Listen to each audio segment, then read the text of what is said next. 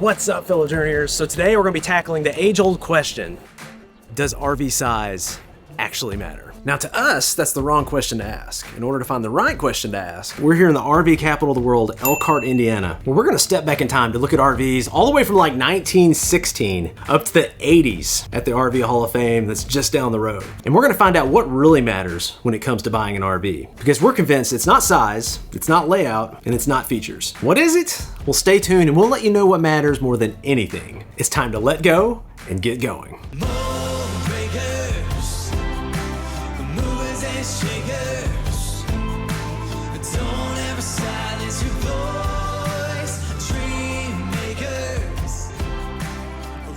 So we showed up a few days ago here at the Grand Design Campground. This campground has, I don't know, 8 or 10 spots. Each one has water and electric. This campground is primarily used where people will drop off their RV. Grand Design, if they're working on something, they'll work on it and then they'll bring it back and you come pick it up.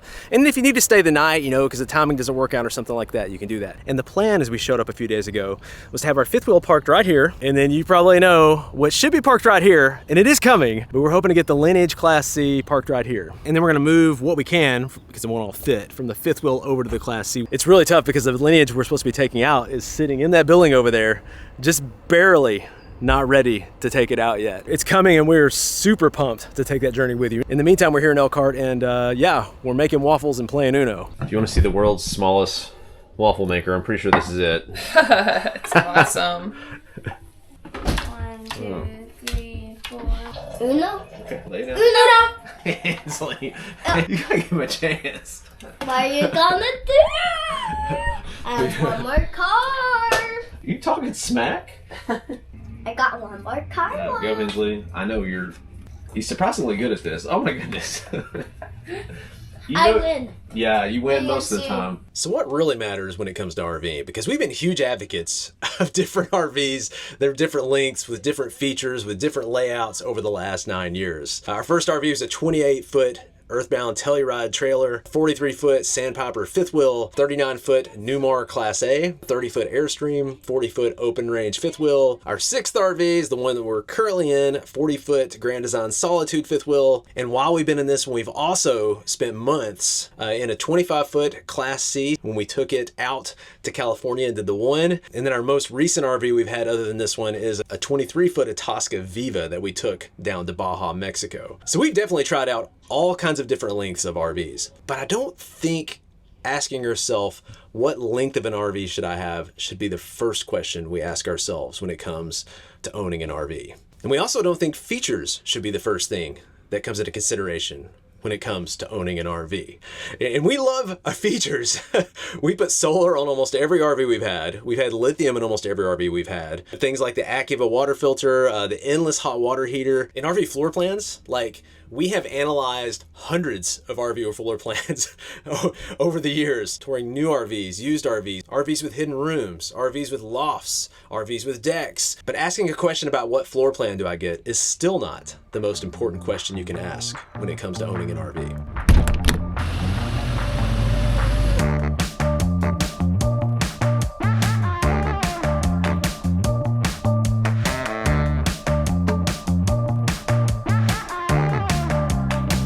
So we're here at the RV Hall of Fame. What we're gonna show and talk about is this theme of, like, what do you actually need to RV? Like, sometimes I think these hurdles of you have to have all the bells and whistles, you have to have a certain length, you have to have a certain layout. Like, yeah, that stuff, it kind of matters. But like, look at these RVs. People just went out and did it. Like, they just made it happen. The oldest travel trailer in the world. That's cool. How do people sleep in here? Very carefully. 1916 is only $100, Hensley, back in the day. Oh yeah, you drive it. Cool. Slide out, pop out kitchen. And coffee, that's all you need. That looks so cozy. Aww. Isn't that cool? So we're 1929, covered wagon. So 1934 Schultz house. Pivoting point between travel trailers and mobile homes. So this is more of a, instead of a trailer, it's a mobile home with a lot of the amenities you would see in a home. To make a trailer this small, they'd probably have to put the table down in here to make a giant bed. Yeah, And think so? Maybe an outdoor kitchen. You're getting creative. Your first home was an Airstream. Do you remember? Yeah. The first thing that we did when we got home, we sat on the couch and rocked back and forth. We did. Farting the silly putty. They still got this same basic layout, Marissa. It works, it works. Yeah. I found it really interesting when we watched the video of how did RVing and RVs and travel trailers come about, and it was because a businessman wanted to take his family on his business trips with him. How do we have adventure and work but bring our family with us? And so this has been the conundrum since the beginning. 35. Remember that bolus we did the tour? This is bolus, Marissa. A little different than the new one they come out with. Yeah, just a little bit Just a little different, but I mean, still very similar. Look at the back room. May West. You don't like getting that one. So this is, I'm assuming, like maybe their version of like a tour bus almost. Yeah, because Right? Yeah.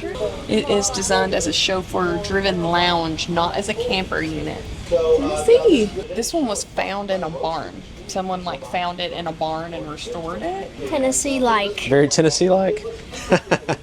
That looks very uncomfortable. Oh, look at the stove. Let's see if we got a lifted roof. We may have to get us another Airstream, baby. He's like,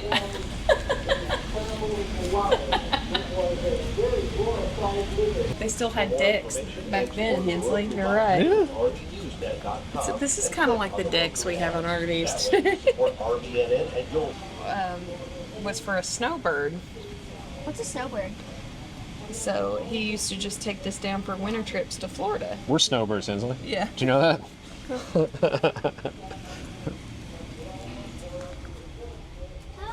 Oh, wow. That might be my favorite so far. Super cute. That is awesome. It's like a drivable Airstream almost. Could you imagine coming down the road in that? Looks like this one was made for pets. Made for pets. Good look. I don't know. No, I think it's for human beings. Yeah. I think it's for babies. They weren't always as huge as they are today. Shasta, still making these today. These are so cute. Yellowstone.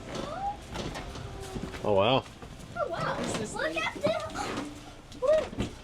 What do you see? Hi. Oh, I was about to say, there's like somebody in here. So you could have a beautiful view out your bed. And you could. This one's cute. All right, 60s. Oh, this is bigger than the rest. Oh, it is big. Yeah. This looks more like a camper now. They're getting a little bit bigger, aren't they? So everything's chronological. So we started back in 1913 or whatever, and we're going. You're gonna see how the size is getting bigger, the layouts are getting bigger, the layouts are changing. This is the first one we've seen with like a bathroom in it, and you're And a right, tub. it feels bigger. It has a tub. Well then I'll pay for all And there's 2 beds in the back. Mm-hmm. Yeah. Huh.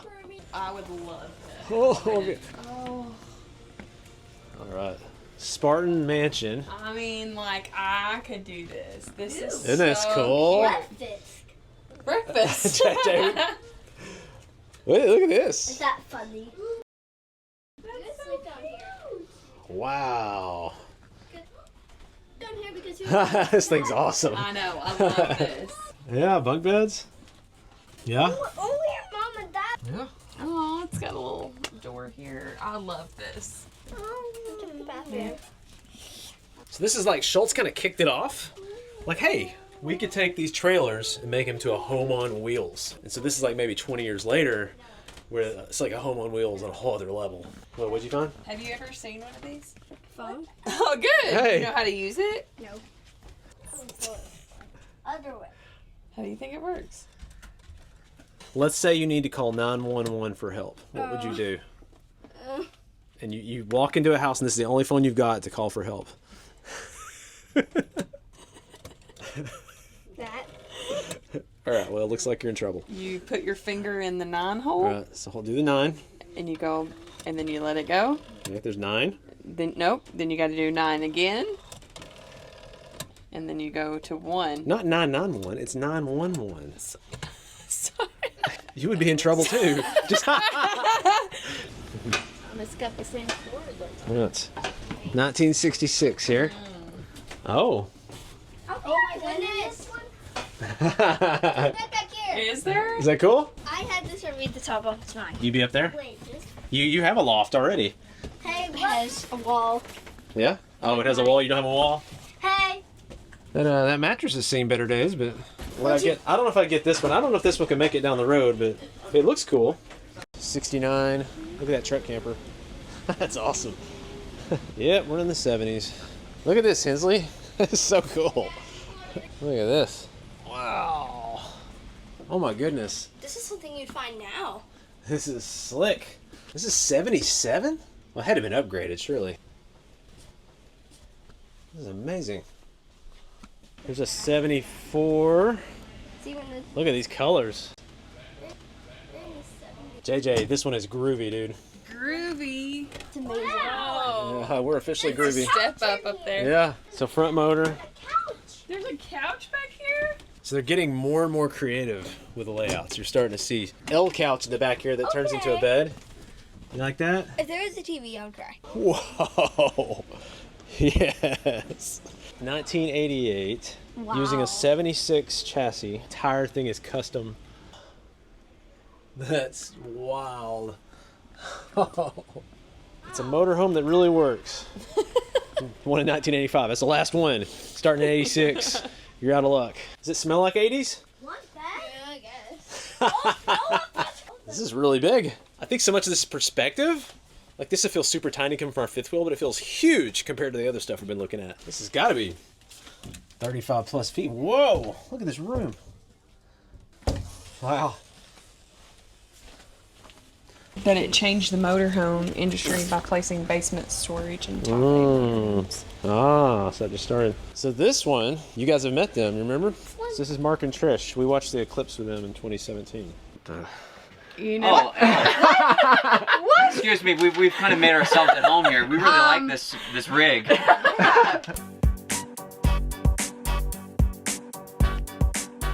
Not dark anymore, Mommy. So this is the bus that they took, Route 66, I think mainly, maybe a few other places, in 2021. 1984 Bluebird Wander Lodge. Yeah, I'm curious how original. Wow. It's pretty original for sure. I could do this. You could do this? Yeah. I don't think this goes over maybe 60. It might go 65. How?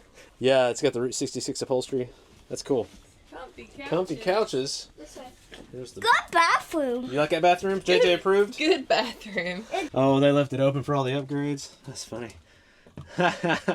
All those batteries. Yeah. Yeah, they definitely replaced that fridge. Yeah, got him a nice fridge. What's You like that? That's a good idea, huh? Yeah.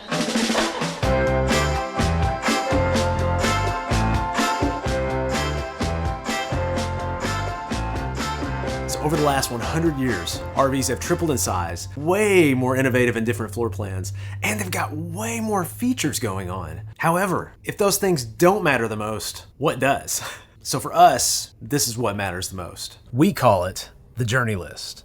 So what is a journey list? Well, it's very similar to a bucket list. It just sounds way less morbid.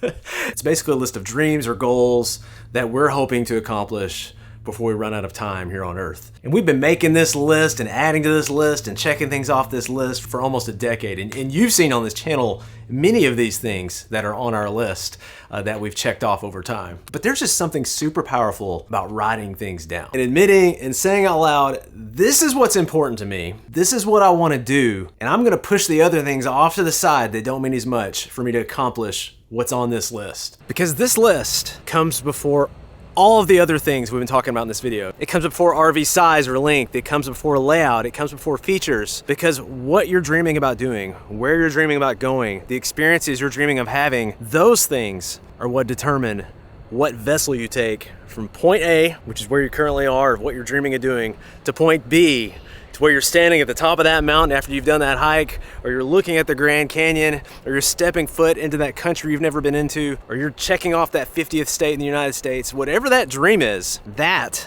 is what determines the vessel, not the other way around. Now, we have checked off dozens of items on our journey list, but we are in no way done. This list is always growing. Now, if you want to see a lot of the items that are on our list that we've used over the last 10 years, we are going to link to that below, and you can check that out. Definitely share in the comments what's on your journey list or what you want to put on your journey list to check off, what keeps you up at night, what excites you. When you see someone else doing it, it just like ignites something inside of you. You're like, I want to do that. Write it down and let's do it together. It's really tough to check off your journey list if you haven't mastered this, what we think is the #1 hack for living in an RV, you'll definitely want to check out this video right here to see what that hack is.